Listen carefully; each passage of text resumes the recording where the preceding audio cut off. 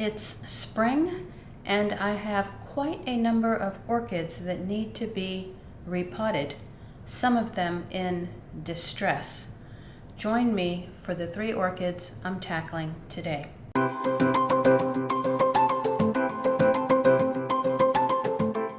Welcome back to the Orchid Hut. My name is Dana, and today's video will be a repot of 3 very different orchids.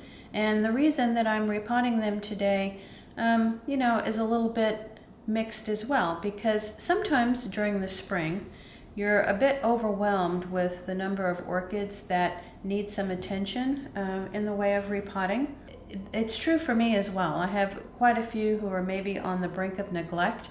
I have some that are sort of in distress, and it is spring, so they need to be repotted to see if we can address that. There are also some that I have in my collection that have just been in the same pot as I purchased them now for about a year, so it's time to kind of move them into some media that I'm a little more familiar with working with. So today we're going to tackle these 3. I would say in my collection I also have a cymbidium that I need to deal with, and then I have some other orchids that I think want to move to a mounted situation and see how they do there. So we're going to start with these 3 today.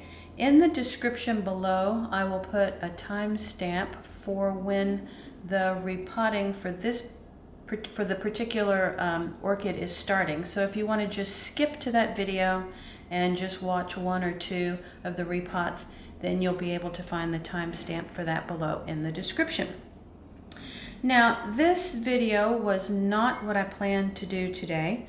I had wanted to go outside and film the new growing area in my backyard for outdoor orchids, and I wanted to kind of take you through that entire creative process. But there are 2 things preventing me doing that today, and one of them you may actually hear in the background of this video.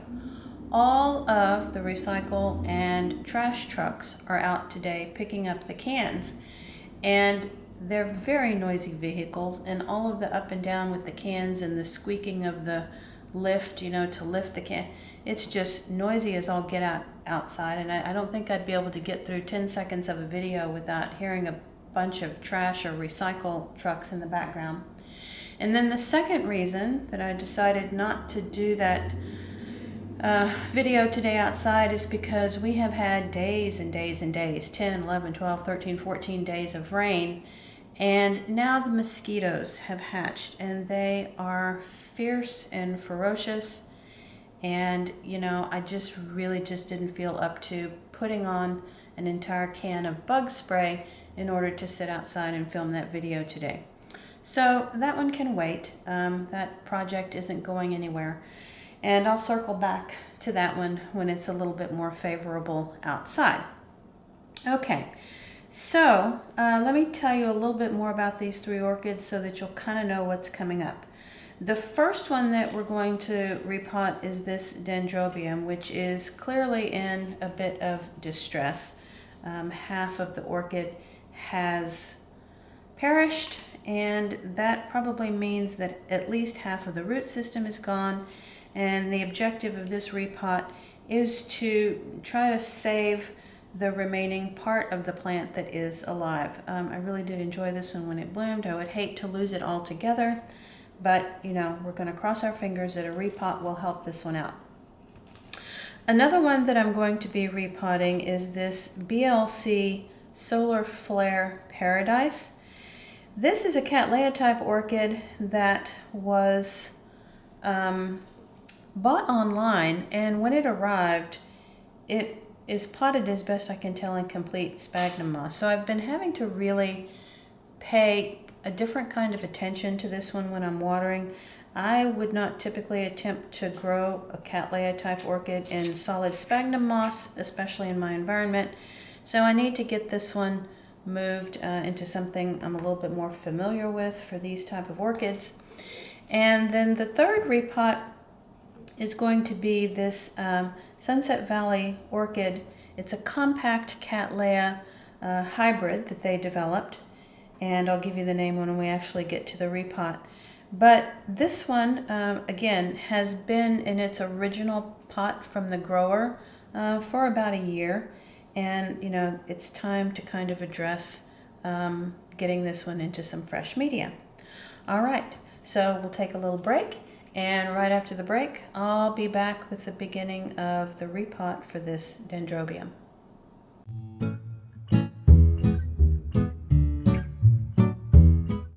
Okay, so our first repot is the Dendrobium Repot crossed with Little Atra. So this is a species orchid crossed with another. And this orchid I purchased, I would say a little over a year ago, and it was repotted. So this was a fresh pot with fresh media. And when I brought it in the fall of last year, it seemed to be doing fine, but then over the winter began to decline. I did have it under, I would say, one of my grow lights, which maybe isn't the best. So it possibly had low light conditions in the winter. I wouldn't necessarily say that it was exposed to any kind of, you know, extreme humidity or anything like that. But it did begin to get black spots on the leaves, and some of the leaves began to drop. There is a fungal infection, I believe, by the name of Phylostictum, and these black spots that cause the leaves to yellow and drop could be indicative of that fungal infection or another.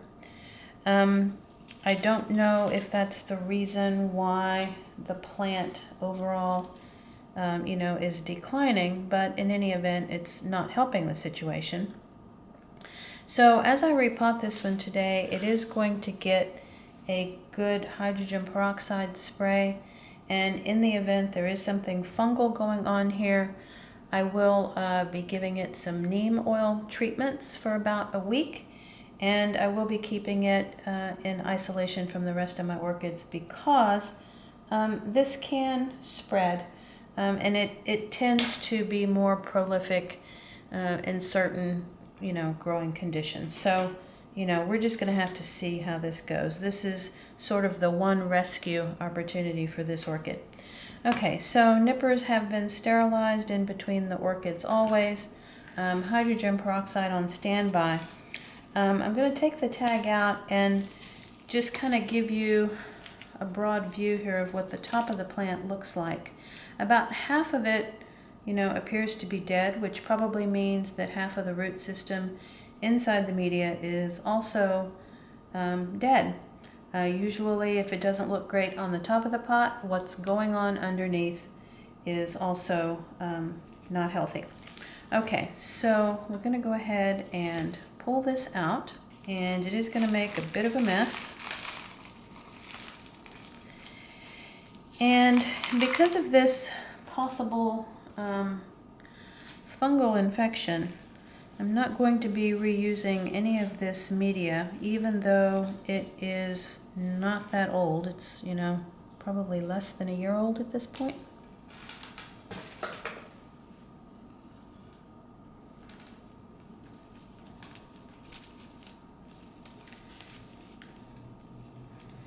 And we're just working out some of the bark. You can see some of the fragments of root also just dropping away as the media falls out.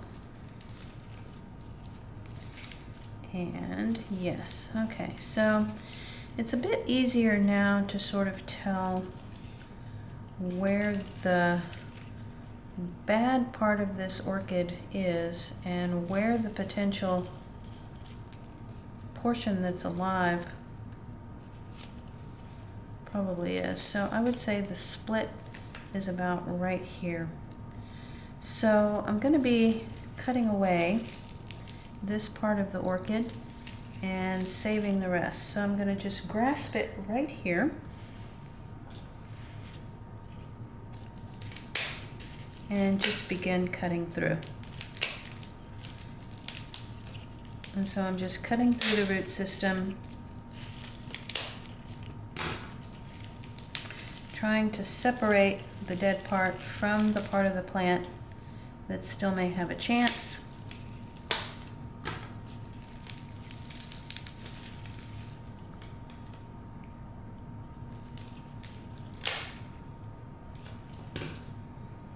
Okay, now we can slightly better inspect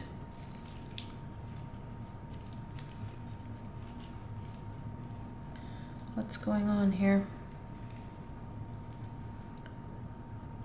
This is no longer a viable root system. Most of this is really soft.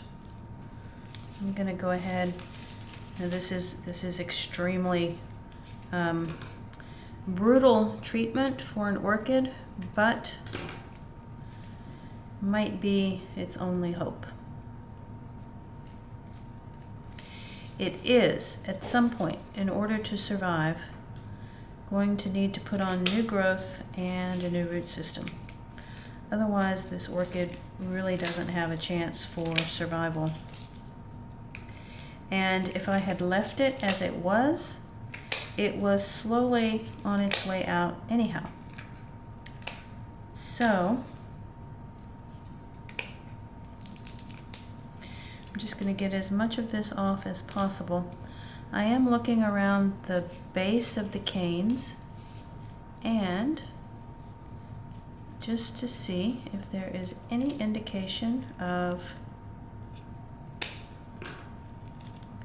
new growth, and I do not see that this orchid has a bud for new growth anywhere. Okay, that's, not a great sign. So what we're going to do is we are again going to pick a pretty small pot. Now this is tall, I don't want it to be top heavy, but I am going to plant this orchid in only about half of this pot because it really doesn't need, more than that. But before I do that, I'm going to be walking over to the sink once again to give this a quick spray.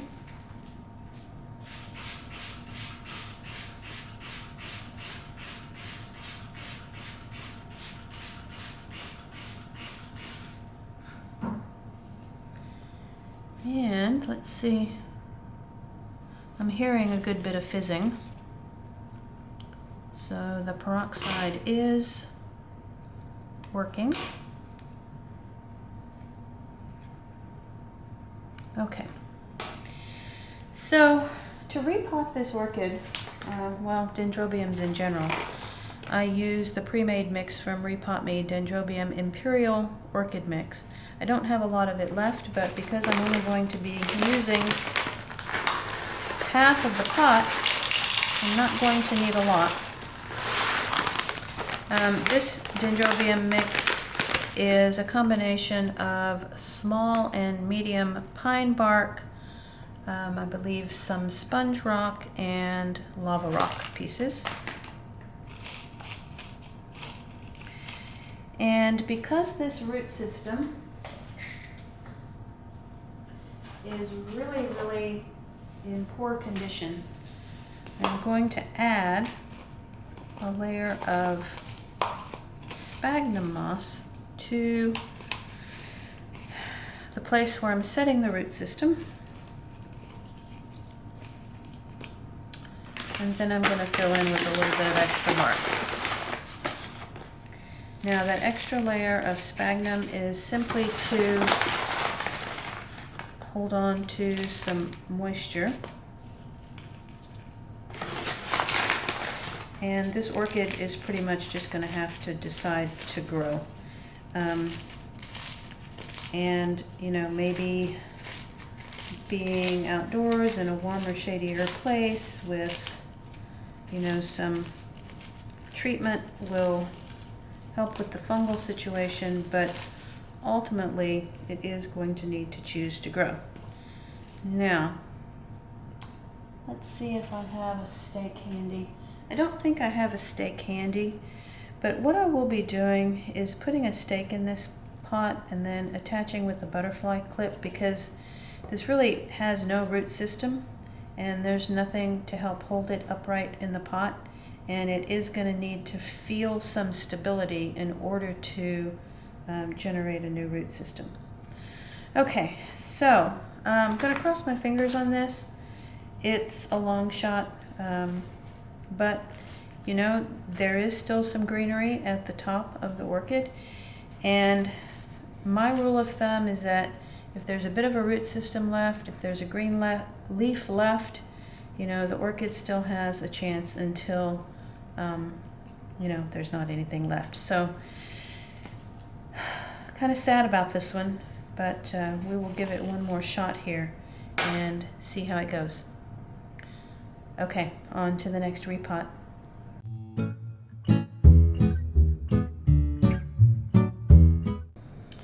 Okay, so this particular repot is for a BLC, which is BLC Cattleya orchid by the name of Solar Flare Paradise. Now, BLC orchids are intergeneric hybrids, and that means that this particular orchid has ancestry of Brassavola, Cattleya, and Laelia orchids. However, in today's terminology, I do believe that the Laelia orchids are referred to now as just part of the Cattleya alliance. Okay, so let's go ahead and get started with this one. This one is in the sphagnum moss. I do have my nippers on hand, already sterile and ready to go. And this particular orchid I will be spraying with 3% hydrogen peroxide, because every time I put an orchid from a grower into my potting setup, I do give the root system at least that initial good spray.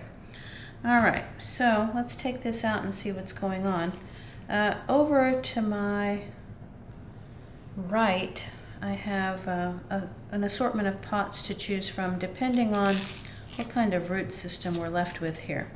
Now, interestingly enough, they put packing peanuts in the bottom of this pot. Well, and not just in the bottom, some in the middle as well. This orchid has been out in the rain for the 10, 11, 12, 13, 14 days that we've had rain. And I am beginning to see, I'll try to get the camera to zoom in on this, I'm beginning to see like some little white dots in the sphagnum moss. And this could be the beginnings of mold, just because this orchid has been wet from the rain. So the hydrogen peroxide spray should help with that. And also getting all of this old, wet sphagnum moss off the root system will help.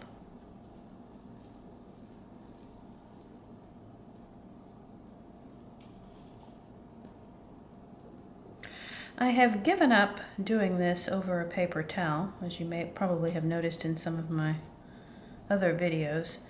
The paper towel was beginning to seem a bit wasteful, and I was still having to wipe the counter anyway. So I'm just doing this without a paper towel today.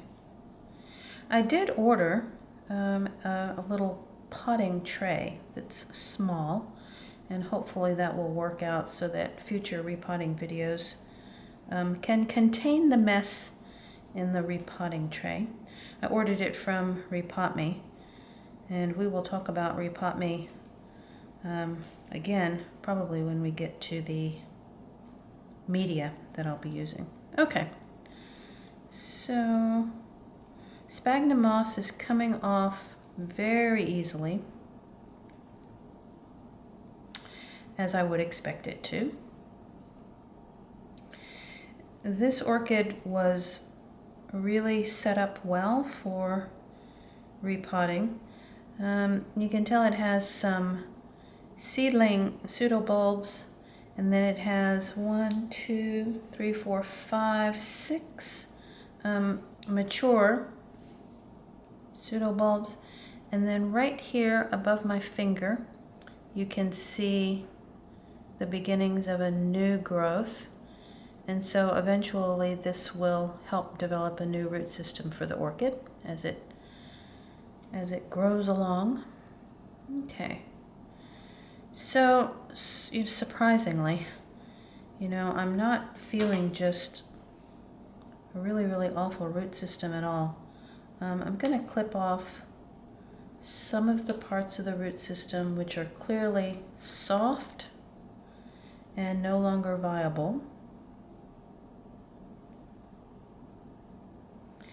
And the best way to do this is to just kind of feel your way from the tip of the root and move closer and closer to the plant. And if at some point you feel that the root has some substance to it, that's an indication of where it's still alive, and you don't need to remove that part. There is no reason to cut off a live root from an orchid.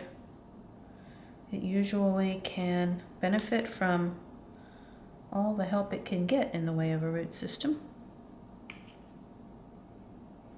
So I just take each one, and about right here the root begins to be more solid, so I'll clip it about right there. Now you might be thinking, especially if you haven't watched any of my other repot videos, would it really hurt to just leave the dead roots behind? Why go to this trouble to trim them off? Well, when you're repotting, if you leave those old dead roots in the new fresh media, they can, I guess, more quickly turn the new media more acidic, as the dead roots decay. So would it be the end of the world? Maybe not. Might it mean that you have to repot sooner? Possibly. But repotting is always the best time, the best opportunity to take detailed care of the root system. So I always choose to take the time to do that. Okay, one more right here.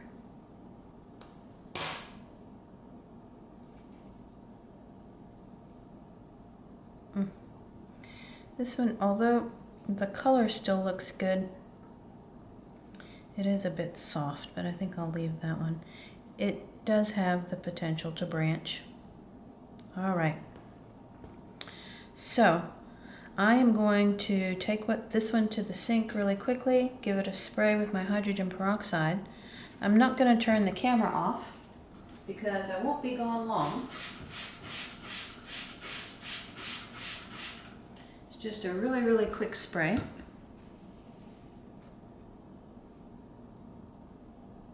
There is a little bit of fizzing happening from the peroxide, but not too much.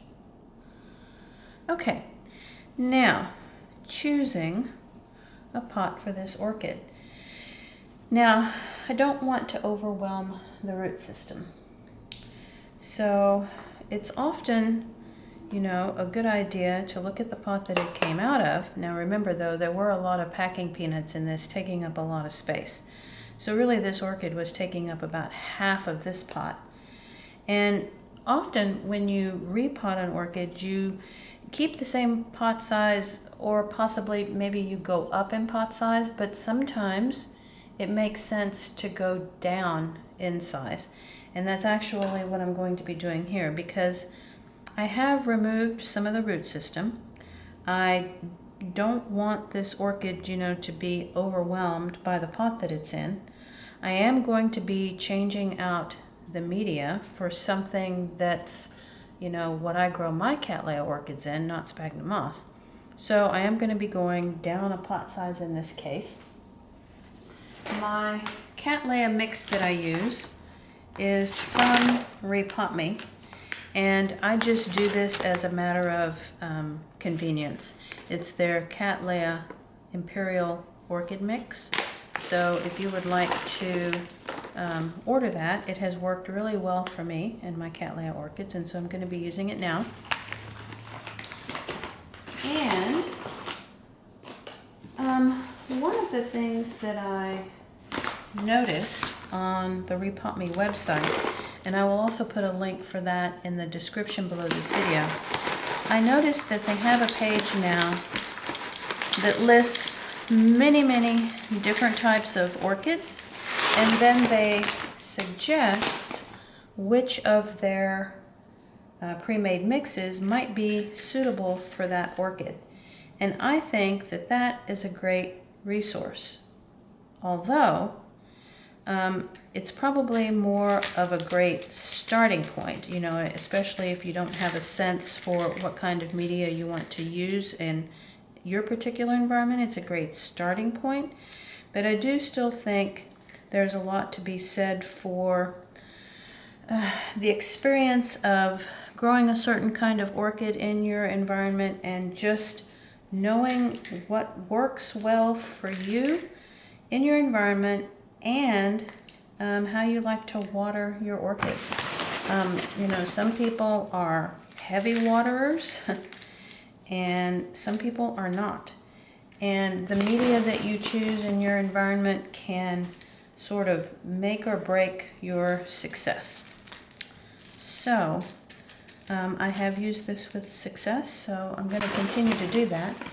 Now, you know, this orchid was sort of on my don't overwater it list while it was in the sphagnum moss, but now that it's in bark, I will have to begin to treat this one like my other Cattleya orchids, because it will need to be watered more frequently, and especially because I am using really new dry media.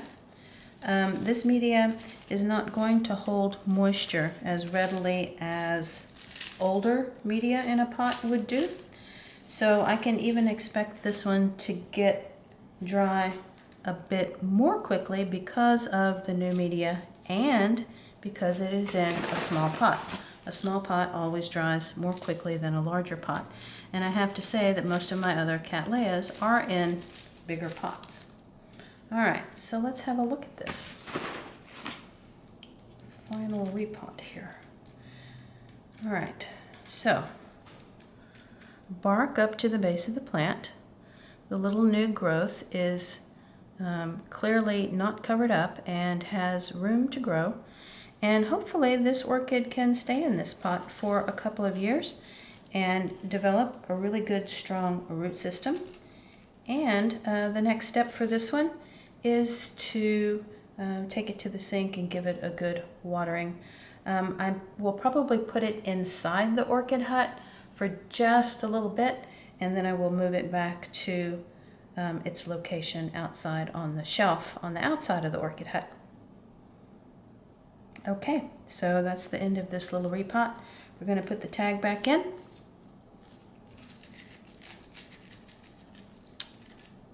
And moving on to the next part of the video.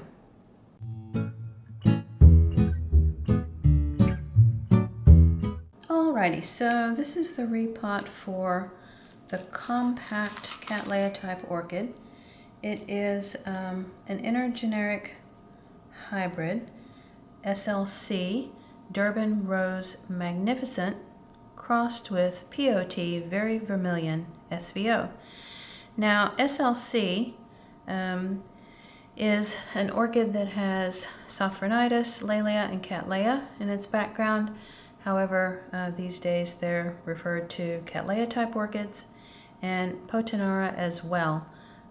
Small miniature type Cattleya plants that are also referred to as just Cattleya now. Alright, so this orchid I've had in my collection for about a year as well.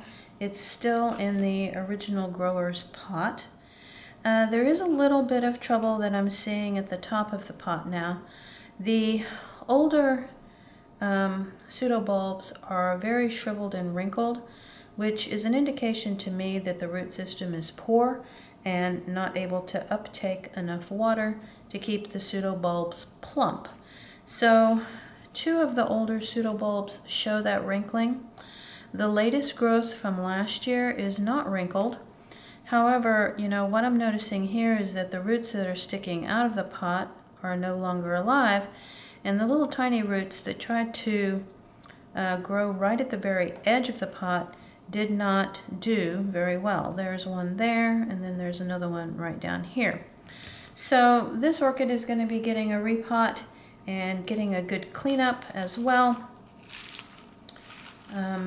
This one has been actually growing in my bay window in the kitchen, and that's mostly because I was trying to keep a closer eye on it with its watering needs, because I was noticing those wrinkling pseudobulbs. Okay, so this orchid has some pretty old bark in here. So if it was in this pot with the grower for several years and then another year with me, there's you know, no surprise that the bark is a little bit broken down. It does have a good bit of perlite mixed in here with the bark, so it's a fine bark. My Cattleya mix is not quite this fine. It also has what I believe I'm going to find is a plug of sphagnum moss at the very center of the pot. And this root system is the tiniest bit more challenging because there are a good number of roots here entangled. Now, the other thing I'm noticing as I do this, it has a bit of a funky smell. A little bit sort of like a fermenting kind of smell. It's not good. It's not the scent that you should get when you take an orchid out of the pot. I'm not exactly sure if I'm like picking up on a older fertilizer kind of smell. I don't know. It's a little bit off-putting. So definitely time to get this in something fresh. Now, you can see that there was a sphagnum moss plug at the very center of the pot, which I really dislike because most of all because I don't know it's there. You know, you're taking care of this orchid and you're watering it in a certain way based on what you can see at the top of the pot, and you don't really know that this sphagnum moss is wedged under the bottom of the plant until you actually unpot it, like what I'm doing right now. So growers out there, please don't do this. Those of us who are home hobby growers don't like it. Okay. Of course, in their defense, their growing conditions are different. Their watering schedules might, you know, require that sphagnum moss be in there so that the plant survives. Again, different types of media are needed depending on how you care for your orchids. Okay. So, most of this is out. Now, let's have a look at the root system. A good bit of dead roots here. Just completely soft, not helping the plant whatsoever. And I have this bad feeling that when I get done with this, there is not going to be much of a root system left, if any. Which is why the bulbs at the top of the pot are shriveled. You know, if the roots are dead, they do not have a way to function. They do not have a way to deliver all of that water that you're pouring into the pot. They don't have any way to deliver it to the upper part of the plant. So little telltale signs like that It really didn't have anything to do with this orchid not getting enough water. It just had to do with the root system, completely dead. The root system being so poor that it cannot keep the leaves hydrated. Okay, not going to be much left here. Another somewhat sad situation. And this is honestly one of those orchids that in my mind I had intended to get it in a different pot sooner, but circumstances in life prevented me from doing so. And you know, that's going to happen to all of us as growers.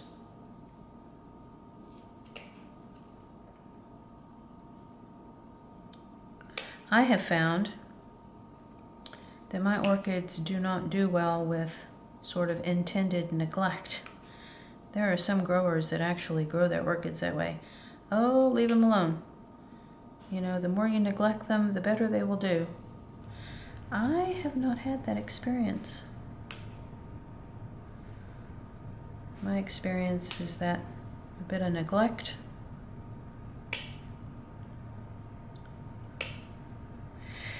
leads to a situation like this. Oh, so sad, so sad. Every single one of these roots was dead. Except for the tiniest little bit of activity right here where this plant wanted to put out new roots, was for some reason thwarted. Why, I'm not sure. But I'm trying to get off a lot of these old sheaths. And is there any new growth? Yes, maybe right about here beside my finger. That particular growth is going to have to come on like gangbusters and give this orchid a new root system. Okay, so I am going to need a little bit more sphagnum moss for this lack of a root system. And you know, I did the whole sphagnum moss in a bag thing with the Cattleya that didn't have roots, and I had it in that bag for nearly a year, and the story did not end well. The orchid eventually succumbed. So I'm just going to try it this way this time. A little bit of media in the bottom, a tiny little bed of sphagnum moss, and a bit of bark just to hold it in place.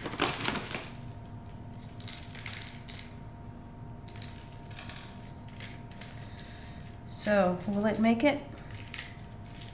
We will have to wait and find out.